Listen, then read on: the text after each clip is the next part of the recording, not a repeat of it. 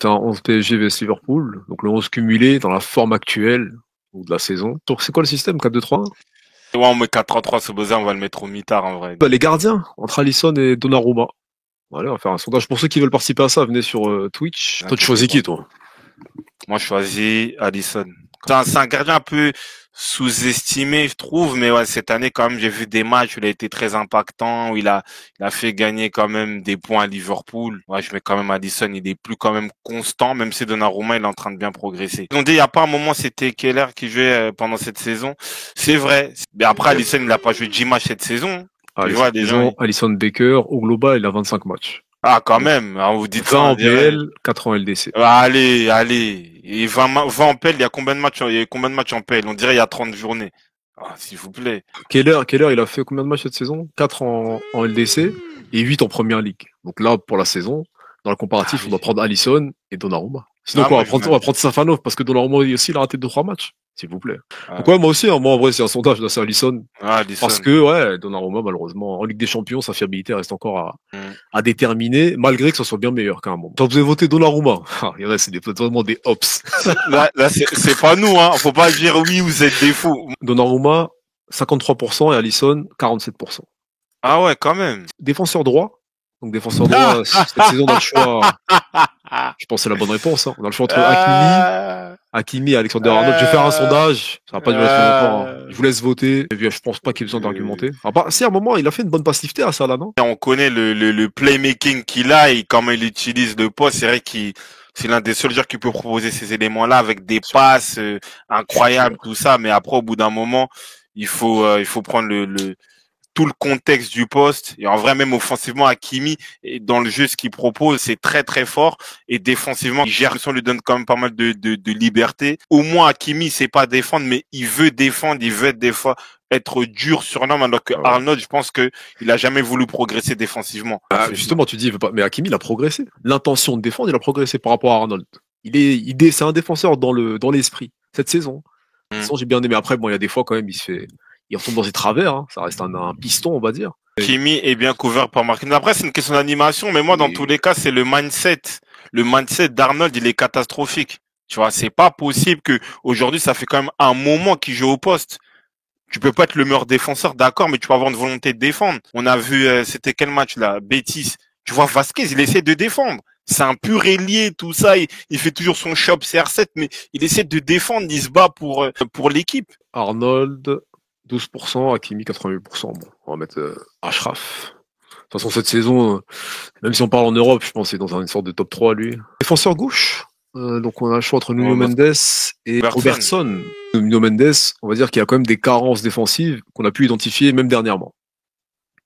Ça, c'est vrai. Même contre Brest en LDC. Donc. Pour moi, Robertson, c'est l'un des défenseurs gauche qui a été le plus complet pendant sa période. C'est un joueur qui était très fiable défensivement et offensivement aussi. Cette année, c'est pas le cas. Donc, ça veut dire qu'il va payer par rapport à sa baisse de régime défensivement. On voit qu'il est plus friable. T'as au moins 3-4 buts assez identifiables où il joue pas bien le hors-jeu, où il se fait mal axer par Saka, ou ci, ou ça. Offensivement, après, je pense que lui, je veux pas faire voilà l'ancien, mais il avait une très bonne connexion avec Sadio Mané. Peut-être moins ses repères avec des Diaz ou des Gakpo. Pour, Mais dans un ensemble, c'est-à-dire que Mendes il fait des dingueries défensivement, Robertson aussi, mais Mendes qui propose offensivement cette année, je pense que c'est au-dessus. Dans un concours de circonstances, je mets quand même Mendes devant, ou avec sa puissance, avec sa percussion, avec sa patte gauche, qui est plus au-dessus que Robertson sur cette saison. Bon, on a quoi? Nuno, 94%. Robertson, 6%. Bon, bah, on va mettre Nuno Oui, Mendes. Hein. 6%. Ah ouais, force. Après, c'est là, c'est hein, dans l'esprit. Ceux qui suivent un peu la première ligue, malgré que Robertson défensivement ils sont plus connus que Nuno, bah Nuno, hein, le défenseur axe droit, donc ça va être Ibrahima Konaté ou Marquinhos, Marquinhos. qui les deux font une bonne saison.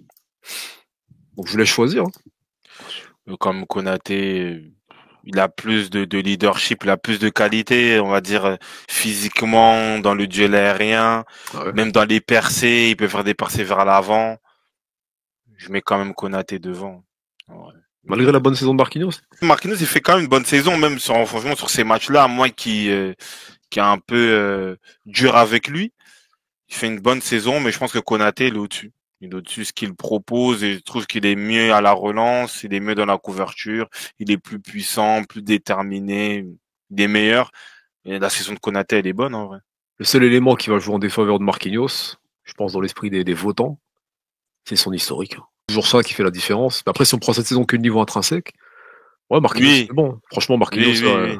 même s'il n'y a pas de show à côté, hein, faut pas lui enlever que lui, personnellement, cette saison, oui, il y a de la sérénité, tu vois. Voilà, il y a plus vraiment de largesse. Là, peut-être on voit enfin de l'expérience dans son jeu. C'est bien. Après, moi, il y a toujours des images de recul frein, notamment contre City, où il laisse un peu le ballon traîner sur des Ouais. frappes un peu cafouillage. C'est un peu ça, mais sinon, dans l'ensemble, il fait une très bonne saison. Mais là, en fait, c'est tellement 50-50 que tu te retrouves aussi à juger aussi la valeur intrinsèque du joueur. Et je pense que Konaté, il est au-dessus, il est. Konaté 93% et Marquinhos 7%. Comme quoi l'historique joue. Hein. Mais en tout cas, hein, faut pas enlever à Marquinhos qui fait cette saison. Mais là, c'est Pacho vs Van Dijk. Donc je vais vous laisser voter. Tu mets qui, toi? Vas-y. Mon Ops par rapport à Pacho. Et c'est compliqué parce que pour moi, intrinsèquement sur la saison, je prends Pacho. Mais avec Konaté, dans le tandem, en vrai, c'est un tandem qui est très très solide. On l'a vu aussi contre City, bon, même s'il n'y avait pas Haaland, tout ça. L'impact que Pacho il a dans la défense, pour moi, il est au-dessus. Mais Van Dijk, il a son rôle tu vois, de libéraux plus. Il s'entend très bien avec Konaté, il a l'expérience. Cette année, quand même, il a montré beaucoup de personnalité aussi. Dans un ensemble, on va être lucide. Même si je l'aime pas, on va mettre Virgil van Dijk. Van Dijk cette saison, je sais pas si hein, y a quelqu'un vraiment qui, dans l'esprit, est meilleur que lui. Hein. En soi, il est. J'ai pas vu beaucoup de loupés. J'en ai vu un ou deux vers septembre où il marchait un peu, il se coiffait. Sinon, là Ouais,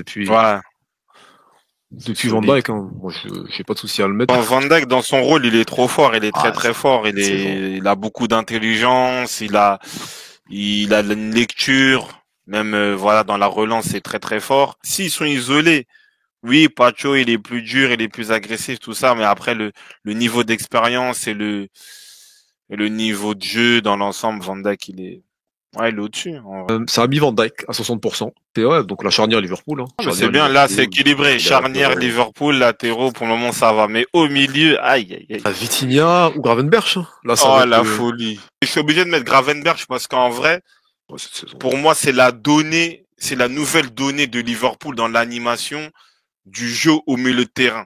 Il a tout changé au milieu de terrain. L'animation, elle est différente parce qu'il te propose un calme. C'est-à-dire qu'en gros, dans les ressorties de balles, dans l'orientation du jeu, mais aussi, il peut se projeter. Et c'est lui qui stabilise le milieu de terrain à lui tout seul. Il permet à McAllister de retrouver son poste. Tu vois, Curtin Jones, Szoboszlai, c'est lui qui fait le jeu. Et ça, c'est quelque chose qu'on n'avait pas vu. Il fait partie des nouveautés, des éléments clés de slot. T'es obligé de mettre Gravenberch, mais je suis amoureux de Vitinha, en vrai. Depuis l'arrivée de Fabinho à Liverpool, Voilà. je sais pas si c'est un milieu, un 6 comme ça, qui a autant impacté à Liverpool. Moi, j'ai la saison de Fabinho, la première en tête, quand ils prennent la LDC. Depuis Fabinho, maintenant, c'est Gravenberch. Les gens sont pas objectifs à 100%. Après, Mundi, nous, on donne notre avis. Après, dans les votes, parce que là, je vois un mec qui met Vitinha avec un drapeau du Portugal. C'est sûr, il va voter Vitinha. Comment tu veux que le mec, il soit honnête? Après, c'est comme ça. Nous, on dit Ouh. ce qu'on a à dire. À part les latéraux, certains ailiers, c'est que du 55-45 pour les choix. Mais Oui, c'est c'est intéressant, ce vrai, Stradrey. c'est très proche. Mais ça. C'est-à-dire, c'est deux équipes en forme. Bon, toi, Vitinha est passé. Mais mon choix, bon, comme Gauthier, ça aurait été Gravenberch. Donc, Gauthier le faisait harcèlement, achève. c'est de ma faute. Mais moi, Ouais, c'est à côté de toi, toi. Lui, parce mais, que lui, j'ai vu son écran. Il vous a dit, ouais, Gravenberch, il a cliqué Vitinha, Gocho. C'est pas sérieux. n'importe quoi. C'est pas sérieux, vieux. C'est pas sérieux. McAllister, c'est ça, Pourquoi McAllister et quoi, on va João pas Neves. ici. Ah, pour les... Là, par contre, je vais être direct, hein. Même si j'aime beaucoup McAllister et il fait il fait une très très bonne saison. On le sous-estime McAllister, hein. En vrai, je trouve que dans le jeu, dans le volume qu'il apporte, en plus c'est un milieu qui peut mettre des buts, des belles frappes, tout ça. Et Neves, il a ça, mais avec un génie, un truc en plus. Et en plus, en vrai, Neves qui peut jouer à droite, qui peut jouer à gauche, les zones de jeu qu'il a, le volume qu'il a. Et la qualité technique, même si McAllister c'est un très bon joueur, je pense que Neves il a un peu ce génie-là, il a un petit truc en plus. Voilà. Je mets Neves. Hein. McAllister, c'est l'homme de l'ombre, mais c'est compliqué de demander aux Parisiens d'allumer la télé. Franchement, que Dieu me pardonne, mais moi j'ai des théories. En fait, je comprends pas comment vous pouvez avoir autant de trucs sur un club de football. En vrai, les gens, ils ont voté. Des baisses de quoi? Mais vous êtes fous. Vous êtes pire que Noël Lunzi. C'est pas normal, ça, c'est un amour que tu donnes à des femmes. Comment ça se fait, vous êtes là en mode, un club, on dirait, on t'arrache. C'est un débat. Du coup, ben là, dans les votes, Johan Neves, 71%, McAllister, 29%. Bon. Ah là, ils ont abusé. 71%, wallah, c'est pas objectif. Ça jure. Ça, c'est vrai. C'est le ramadan, ça jure pour rien, des fois, ici. Ouais, en vrai, gardez vos wallah, hein. Gardez-les au chaud, c'est pas la peine pour du foot. Gardez-les. Ça va être Sobo et qui, du coup? C'est qui le mec du PSG? Bah, avant mettre Fabien Ruiz, hein. C'est lui qui joue le plus, hein. Soboza, en vrai, il monte en puissance entre 8 et 9 et demi. Slot l'utilise bien dans cette zone-là. Et au fur et à mesure, il monte en puissance. Et comme tu dis, il a distancé un peu que Sir Jones. Et voilà, c'est-à-dire que Saint-Germain, il a un très bonne qualité de pied, il peut mettre des frappes de loin. Il peut être aux abords de la surface pour marquer. Soboza, ouais, il l'a remporté à 89% devant Fabien Ruiz, ce qui est logique, en soi. Ailier droit? Ça l'avait se doué, hein. On dirait dans l'ensemble, je pense Doué l'a vu plus à droite, hein. C'est un cadeau. C'est quand vous t'es Doué, vous méritez d'être ban. Non, après, c'est pour le fun. Hein. Là, ouais, il y a 12 mecs qui ont voté. Non, après aussi, soyez sérieux aussi. Non, Salah, il a 90%, donc laissez. Le résultat pour l'ailier droit, bon, c'est sans appel. Hein. Salah à 88%, mais Doué 13% quand même. Hein. Il y a quand même des terroristes hein, parmi nous. Donc, c'est Mohamed Salah qui va peut-être aller chercher un ballon d'or. Hein. L'ailier gauche, messieurs, dont Barcola. Et Gakpo. Hein. Moi, je prends Gakpo. Hein. C'est une montée en puissance. C'est un peu la nouveauté avec Slot, parce que c'est vrai que Klopp le mettait un peu faux neuf, à moins la map au milieu. C'est pas trop vraiment l'utiliser. Et c'est lui qui a su un peu le mettre dans sa zone de confort. Et en vrai, il a été très complet, très décisif dans des grands matchs. C'est un joueur qui a une très bonne conduite de balle. Il fixe bien. Moi, il m'a surpris parce que je comprenais pas trop son profil.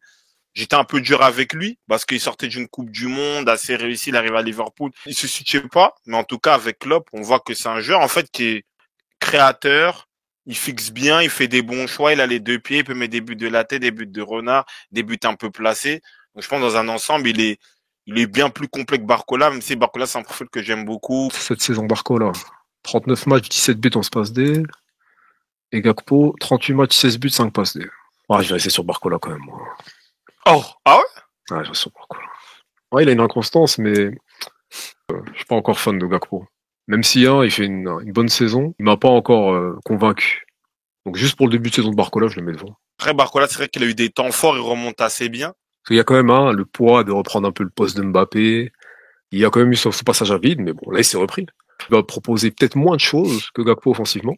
Ouais, il a un jeu plus simpliste, on va dire plus lisible. Mais avec ses qualités, ça reste très très fort. Donc ouais, Gakpo qui passe, hein, à 53%. Donc c'était serré. Hein. Et on va passer sur le faux neuf. Donc le PSG, on met Dembélé, Liverpool, Diaz, ouais. Sans discussion Dembélé, hein, parce qu'aujourd'hui Dembélé on le met au P, parce que c'est le PSG, parce qu'il joue en Ligue 1, parce que ci, parce que ça. Aujourd'hui, il fait partie des meilleurs attaquants du monde. Passeur, il est buteur, il a épuré son jeu, il fait le pressing, il a la mentalité. On attend juste de voir ce qui peut nous sortir contre Liverpool, mais contre City il l'a fait, contre Stuttgart il l'a fait, il enchaîne. Brest aussi, il est là. Vous avez cherché de la comparaison Salah-Dembélé, mais c'est vrai que il fait un peu du Salah dans certains matchs, dans le sens que même si tu le vois pas, tu sais que sur une occasion, il peut te mettre ce but placé, il peut mettre cet enroulé là. Donc en tout cas, bravo. Et oui, il est devenu leader, il est devenu tueur. Et en vrai, de passer comme ça d'une mentalité un peu nonchalante, je compte sur mon talent, et vraiment travailler, optimiser pour devenir l'un des meilleurs attaquants du monde, d'être le leader du PSG après le départ de Mbappé, c'est très fort. Bon, allez, Dembélé à 96%, on va pas continuer de voter, hein, je vois pas l'intérêt. Donc là, merci pour la compo. S'il y a des rectifications à faire, moi si je mets Alisson, Gravenberch et Barcola perso. Après le reste, je laisse comme ça. Moi Alisson et Gravenberch, c'est tout. T'avais pas dit Désiré Doué au début? Non. Non. Je demande, on sait jamais. Donc le coach entre Luis Enrique et Slot. C'est serré parce qu'on peut pas sous-estimer ce que Slot fait. Parce qu'en vrai, et là on vend Liverpool leader de première ligue, champion déjà. Ils ont explosé aussi la nouvelle campagne de PL premier. C'est pas quelque chose d'anodin. Parce que tout le monde avait peur. Comment ça va se passer? Klopp, il a duré longtemps. L'aura, est-ce que les joueurs ils vont l'écouter? Et au final, moi, ce que j'aime bien, c'est qu'il a pas fait le mec où on va tout casser, on va tout changer. Il a gardé la base, il a apporté quelques touches, un peu plus de maîtrise, un peu plus d'adaptation. Gravenberch en 6, la meilleure utilisation de Gakpo, la montée en puissance réelle de Curtis Jones, même si ce boss-là, il a pris le relais maintenant, mais même ce boss-là est aussi mieux utilisé. La défaite en Cup, mais il est en finale de Carabao Cup, il est premier en PL champion, et Ligue des Champions, il a terminé premier, tu vois. Après, t'as Enrique dans une expression collective, la manière comment il fait jouer son équipe, les permutations, le pressing, le contre-pressing, la qualité de jeu, la montée en plus de Dembélé, la polyvalence de João Neves, tout ça, Pacho, c'est extrêmement compliqué. Parce que dans tous les cas, vous avez raison. Vous mettez Slot, vous avez raison. Vous avez Enrique, vous mettez Enrique, vous avez raison. Parce que, ouais, Enrique, je sais pas s'il y a un coach qui a repris comme ça une équipe, comme il a fait Slot, et qui a tenu, et qui a fait quasiment même mieux, hein. Objectivement, je mettrais Slot parce qu'il a redressé l'équipe. Ouais, ouais, redresser une équipe, c'est pas donné à tout le monde, hein. Surtout, ouais, Klopp, il est resté longtemps. Il est resté quoi? Plus que Guardiola. Donc là, c'est comme si tu me dis un mec qui vient, prend le taf de Guardiola et, hein, il le bonifie ou il arrive à, ça reste très très fort. à Là, 7 ans. Donc, Luis Enrique, il arrive au bout de sa folie, on va dire. Tu vois. Luis Enrique, il est au bout de sa folie, donc il est au bout de de ce qu'il voyait, la vision qu'il avait solo, hein. Personne ne le suivait là-dessus. En vrai, non, c'est fort, hein. Là, t'es favori en PL. T'es mal le nombre de points d'avance qu'ils ont. La LDC, ils ont marché sur le début. Après, en tout cas, ça a voté Luis Enrique à Enrique, 57%, hein. mais moi, je mets quand même le vote à Slot. Je mets quand même à Slot, mais bon, en Oui, vrai, moi si on aussi. parle football, ce qu'il propose Luis Enrique, c'est exceptionnel, hein.